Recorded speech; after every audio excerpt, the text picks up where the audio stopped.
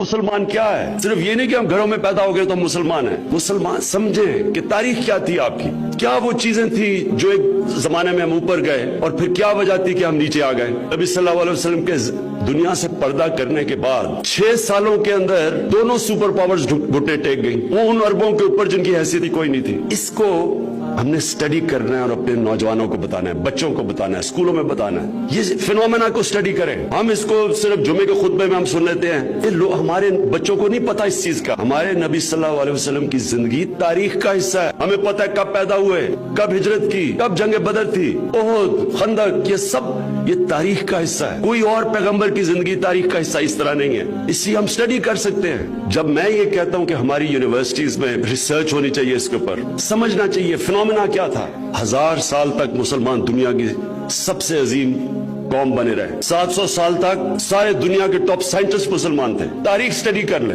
Morocco से लेके हिंदुस्तान से लेके सेंट्रल एशिया पर फैल गए, लेकिन कत्लेआम नहीं, एक कल्चर ले आए, एक अजीम कौम आ गई, अपने कैरेक्टर की वजह से उठ गई। लोग उनकी तरह बनना चाहते थे। देखिए, मदीना की रियासत 2 तरह उठी थी। एक, मदीना की रियासत में असूल बनाए गए थे। दूसरी तरफ नबी सल्लल्लाहु अलैहि वसल्लम ने इंसानों के कैरेक्टर उठाए थे। अल्लाह कुरान में कहता है, मैं कभी किसी कौम की हालत नहीं बदलता जब तक वो कौम खुद अपनी हालत बदलने की कोशिश ना करे। तो इंसान ही तो रियासत बनाते हैं, इंसानों को भी अपने आप को बदलना है।